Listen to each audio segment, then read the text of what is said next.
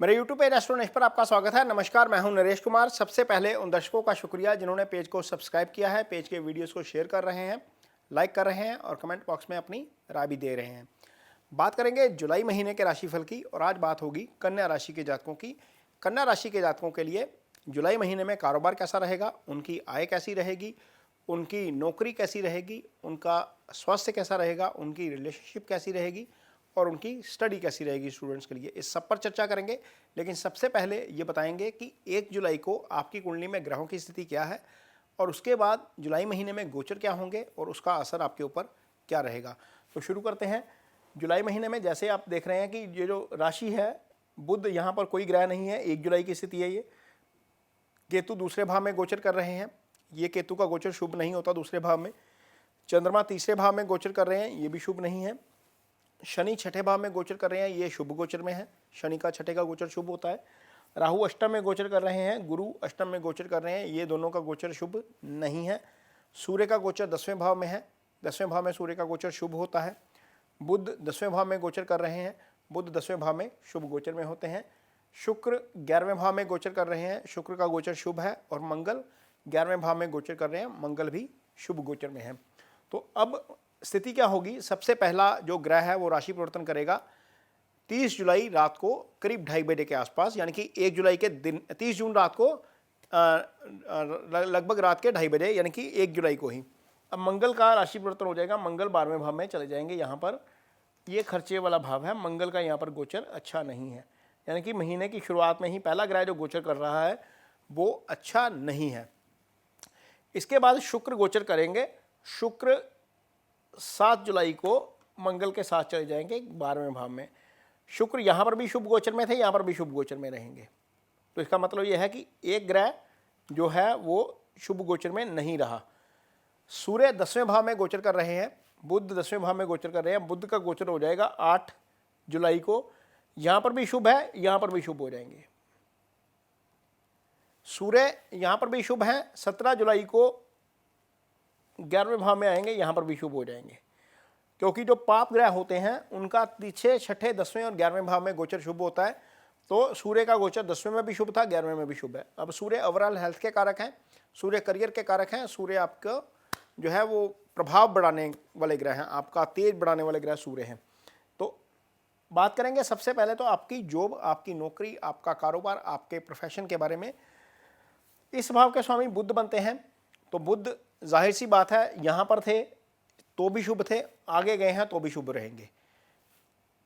कर्म भाव के स्वामी का आय भाव के स्वामी में के साथ आय भाव में चले जाना, ये एक अच्छी स्थिति है, आपको आय से संबंधित दिक्कत नहीं आएगी।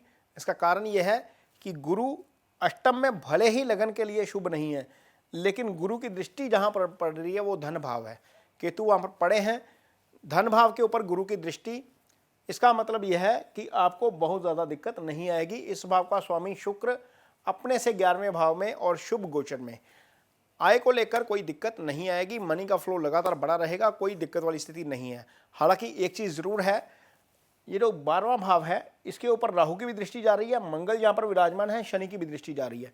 इसका मतलब ये हुआ कि एक भाव जहाँ पर 3 पाप ग्रहों का प्रभाव चला गया, 2 शुभ ग्रहों का भी प्रभाव है, शुक्र और गुरु का भी प्रभाव है, लेकिन चूंकि राहु, शनि और मंगल तीनों एक साथ इसको प्रभावित कर रहे हैं, तो कोई अनएक्सपेक्टेड खर्चा हम देख सकते हैं जुलाई महीने में आपके लिए यहाँ पर आता हुआ कन्या राशि के जातकों के लिए, जिसकी आपने प्लानिंग नहीं की होगी, जो आउट ऑफ द बजट आ जाएगा। तो उसके लिए आपको मानसिक तौर पर खुद को तैयार करना है कि कोई एक खर्चा आ सकता है जो आपके बजट से बाहर होगा, आपको उसके लिए तैयार रहना चाहिए, क्योंकि खर्चे वाले भाव को प्रभावित कर रहे हैं राहु, शनि और मंगल तीनों एक साथ। तो ये तीनों पाप ग्रह खर्चे वाले भाव को प्रभावित करते हुए ये स्थिति रहेगी आय और कर्म को लेकर। हालांकि मनी फ्लो नहीं रुकेगा, मनी फ्लो चलता रहेगा। आगे बात करेंगे आपका पार्टनरशिप कैसा रहेगा, आपका रिलेशनशिप कैसा रहेगा। तो थोड़ी सी दिक्कत यहाँ पर मुझे मैरिड लोगों के लिए नज़र आ रही है। उसका कारण ये है, ये सप्तम भाव है, सप्तम भाव का स्वामी आपकी कुंडली में गुरु बनता है, ये गुरु आ गए अष्टम भाव में, ये भाव ही अलगाव का है। और यहाँ पर किसका प्रभाव, राहु, अलगाववादी प्लैनेट अगेन, शनि की दृष्टि अगेन अलगाववादी प्रभाव, यानी कि सप्तम का स्वामी अष्टम में, उसके ऊपर राहु का प्रभाव, शनि का प्रभाव, और ऊपर से आपका चंद्रमा, एक तरफ मंगल एक तरफ केतु। चंद्रमा भी पापकर्त्री में आ गया, सप्तम भी पापकर्त्री में आ गया। इसका मतलब यह है कि आप अपने पार्टनर के साथ कन्फ्लिक्ट में जा सकते हैं जुलाई महीने के दौरान। थोड़ी सी कोशिश करिएगा अपने आप को कूल रखने की, नहीं तो चीज़ें ज़्यादा डिस्टर्ब हो सकती हैं। कारण यह है कि चंद्रमा जब पापकर्त्री योग में आता है तो आपका मन जो है वो व्यथित हो जाता है, आप ओवर रिएक्ट कर जाते हो, ओवर रिएक्शन में चीज़ें बिगड़ जाती हैं। ये चीज़ आपको समझनी पड़ेगी। और इस सारे का असर कहाँ होगा? यहाँ पर, ये फैमिली वाला भाव है, ये फैमिली वाला भाव, इसका असर जो है वो खराब हो जाएगा। इसका प्रभाव जो है वो खराब मिलेगा आपको। इस भाव का स्वामी शुक्र है, वो भी राहु के प्रभाव में, मंगल के प्रभाव में, शनि के प्रभाव में। तो वहाँ पर चीज़ें रिलेशनशिप को लेकर थोड़ी सी ज़्यादा मुझे कंसर्न नज़र आ रहा है। थोड़ा सा कूल रहेंगे, चीज़ों के ऊपर ओवर रिएक्ट नहीं करेंगे, सिचुएशन को अवॉइड करेंगे तो चीज़ें सामान्य रूप से निकल जाएंगी। अदरवाइज ये स्थिति, जो कॉम्बिनेशन है, ये अच्छा नहीं है, ना तो लगन के लिए ना ही सप्तम के लिए। तो ऐसा भी हो सकता है कि आपके पार्टनर को कोई हेल्थ कंसर्न ही हो जाए, कहीं ना कोई दिक्कत ही हो जाए, क्योंकि पाप प्रभाव 4 ग्रहों का है। तो आपको थोड़ा सा इस मामले में ध्यान रखना पड़ेगा। अदरवाइज जहाँ तक सिंगल्स की बात है, तो सिंगल्स के लिए यदि आपके पास पार्टनर नहीं है, आप पार्टनर ढूंढ रहे हैं, तो हो सकता है कि जुलाई महीने में आपको पार्टनर मिल जाए। कारण यह है कि पंचम के स्वामी शनि हैं, शनि छठे में चले गए लेकिन शुक्र की दृष्टि में आ गए। शुक्र रोमांस का कारक है, शुक्र आपको पार्टनर दिलाता है।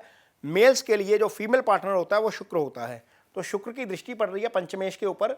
तो इसका मतलब यह है कि हो सकता है कि वो जो है आपको कोई ना कोई पार्टनर जुलाई में दिला दे। वैसे भी इस भाव को एक शुभ और एक अशुभ प्लैनेट सीधा देख रहा है, सप्तम दृष्टि से बुध भी देख रहा है, सूर्य भी देख रहा है। ये भाव वैसे ही एक्टिव हो गया। तो आपको यदि सिंगल है तो हो सकता है कि कोई ना कोई पार्टनर मिल जाए। यदि आपका कोई पार्टनर है, कुछ लोग डेट कर रहे होते हैं, कोई रिलेशनशिप में होते हैं, वहाँ पर आपको अच्छा समय बिताने का मौका भी मिल सकता है। तो यानी कि सिंगल्स के लिए रिलेशनशिप के लिहाज से जुलाई ठीक है, मैरिड लोगों के लिए ये स्थिति अच्छी नहीं है ज़्यादा, वहाँ पर थोड़ा सा ध्यान से चलना पड़ेगा। आगे बात करेंगे हेल्थ की। तो हेल्थ को लेकर शनि छठे भाव में गोचर कर रहे हैं, केतु की दृष्टि है छठे भाव के ऊपर, शनि ही इस भाव के स्वामी भी है आपकी कुंडली में। भाव के स्वामी का भाव में चले जाना, यदि शनि की दिशा चल रही है तो हेल्थ को लेकर कोई दिक्कत नहीं आएगी। और शनि आपका 6, 8, 12 में नहीं है तो। लेकिन यदि आपका शनि खराब है, 6, 8, 12 में पड़ा हुआ है और दशा शनि की चल रही है या अंतर्दशा शनि की चल रही है, तो हेल्थ से संबंधित इशू हो सकता है। शनि इस बीच वक्री भी होंगे। जब ये जुलाई चल रहा होगा तो 17 जून से शनि वक्री हैं, और वक्री शनि का छठे भाव में गोचर करना, ऊपर से मंगल की दृष्टि होना, ऐसे लोगों के लिए अच्छा नहीं है जो स्किन से जुड़े हुए हैं, जो टेम्पर से जुड़े हुए हैं, यानी कि अग्नि से जुड़े हुए हैं, जिनका संबंध अग्नि से है। जैसे बॉडी में एक अग्नि डेवलप होती है जो आपको डाइजेशन देती है, उससे संबंधित कोई ना कोई इशू हो सकता है, फीवर हो सकता है। वो चीज़ें आपको थोड़ा सा ध्यान में रखनी पड़ेगी। मंगल की दृष्टि छठे के ऊपर, शनि छठे भाव में। शनि जब छठे भाव में होते हैं तो सामान्य तौर पर कर्ज वाली जो है वो नौबत आ जाती है। तो कोशिश करिएगा जब तक शनि यहाँ पर है किसी को पैसे मत दीजिएगा, ना ही अनसिक्योर पैसा किसी से लीजिएगा। देंगे तो चढ़ जाएगा, लेंगे तो वापस जो है वो देंगे तो वापस नहीं आएगा, लेंगे तो फिर जो है वो चढ़ जाएगा। कोशिश करिए कि जब तक शनि यहाँ पर है पैसा किसी से अनसिक्योर ना किसी को दे, ना ही किसी को लें।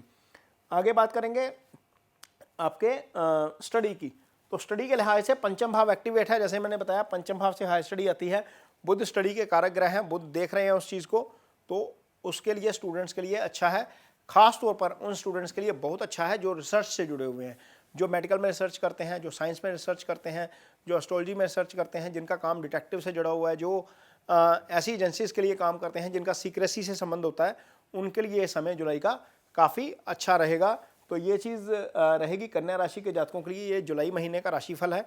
आपको ये वीडियो कैसा लगा इस पर कमेंट बॉक्स में अपनी राय ज़रूर दीजिए। यदि ये वीडियो अच्छा लगे तो इसे शेयर ज़रूर करिए, पेज को सब्सक्राइब ज़रूर करिए। इसके साथ ही मुझे दीजिए इजाज़त।